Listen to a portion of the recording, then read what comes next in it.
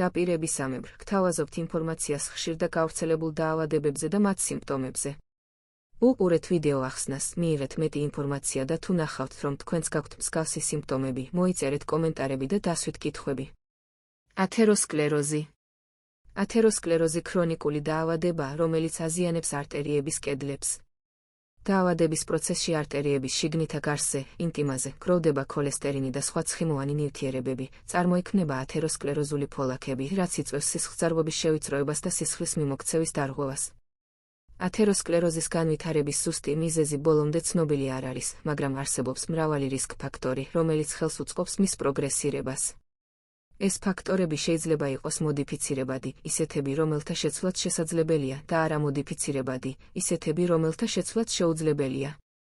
არამოდიფიცირებადი რისკ ფაქტორები. ასაკი. ასაკის მატებასთან ერთად ათეროსკლეროზის განვითარების რისკი იზრდება. სქესი. მამაკაცებს ათეროსკლეროზი უფრო ადრეულ ასაკში უვითარდებათ, ვიდრე ქალებს.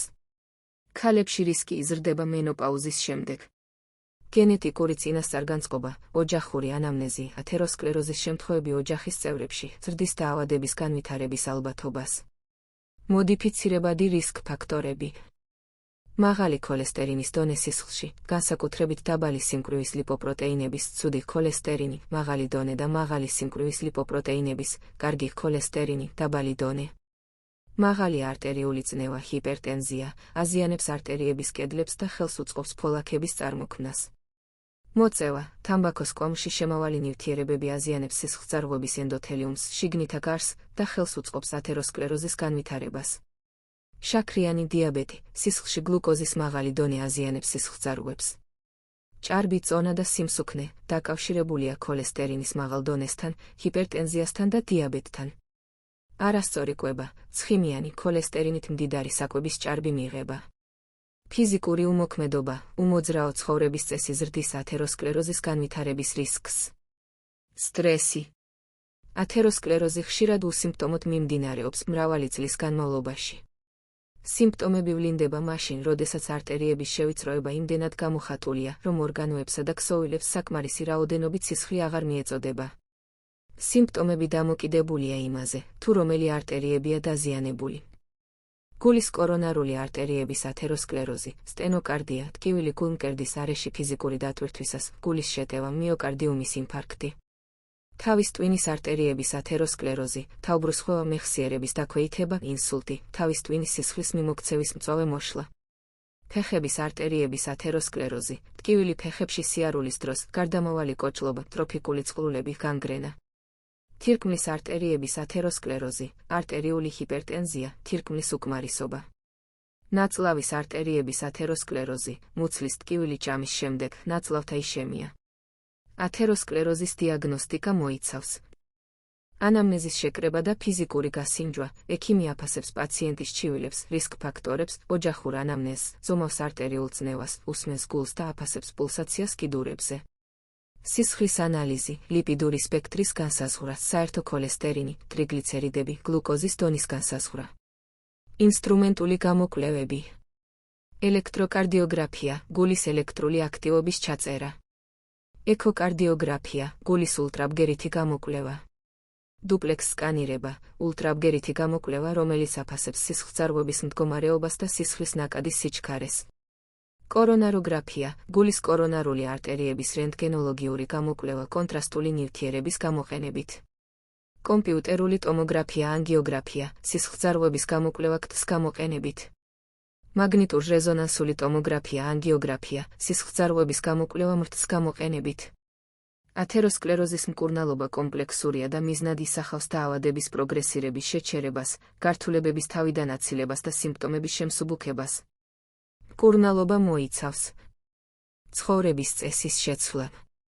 დიეტა, დაბალცხიმიანი, დაბალქოლესტერინიანი დიეტა, ხილის, ბოსტნეულის, მარცვლეულის და უჯრედისით მდიდარი საკვების მიღება. ფიზიკური აქტივობა, რეგულარული ფიზიკური ვარჯიში მინიმუმ 30 წუთი დღეში უმეტეს დღეებში. მოწევის შეწყვეტა. წონის კონტროლი. სტრესის მართვა.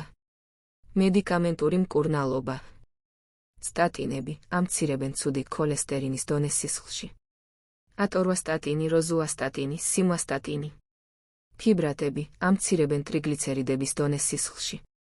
მაგ, ფენოფიბრატი, გემფიბროზილი. ნიკოტინის მჟავა, ნიაცინი ზრდის კარგი ქოლესტერინის დონეს და ამცირებს ტრიგლიცერიდების დონეს. ქოლესტერინის შეწოვის ინჰიბიტორები ამცირებენ ქოლესტერინის შეწოვას ნაწლავებიდან. მაგალითად ეზეტიმიბი. ანტიჰიპერტენზიული საშუალებები, არტერიული წნევის დასაქვეითებლად, მაგ, აქტ ინჰიბიტორები, ბეტა-ბლოკატორები, კალციუმის არხის ბლოკატორები, დიურეტიკები. ანტიაგრეგანტები, ხელს უშლიან თრომბების წარმოქმნას. მაგალკითად ასპირინი, კლოპიდოგრელი. ანტიკოაგულანტები, გამოიყენება თრომბოზის მაღალი რისკის დროს. მაგალითად ვარფარინი, ჰეპარინი. ანგიოპლასტიკა და სტენტირება, სისხლძარღვის გაფართოება ბალონის და სტენტის, ლითონის კარკასის გამოყენებით. შუნტირება, შემოვლითი გზის შექმნა სისხლის ნაკადის აღსადგენად. ენდარტერექტომია, ათეროსკლეროზული ფოლაკის მოცილება არტერიიდან. ანგიოპლასტიკა. რჩევები. რეგულარულად მიმართეთ ექიმს და ჩაიტარეთ საჭირო გამოკვლევები. ზედმიწევნით შეასრულეთ ექიმის დანიშნულება. შეცვალეთ ცხოვრების წესი, იკვებეთ ჯანსაღად, ივარჯიშეთ რეგულარულად, შეწყვიტეთ მოწევა, აკონტროლეთ წონა და სტრესი. ინფორმაცია მიიღეთ სანდო წყაროებიდან და ნუ მიმართავთ თვითმკურნალობას. მნიშვნელოვანია გვახსოვდეს, რომ ათეროსკლეროზი სერიოზული დაავადებაა, რომლის პრევენცია და მართვა შესაძლებელია ცხოვრების ჯანსაღი წესის დაცვით და ექიმის რეკომენდაციების შესრულებით.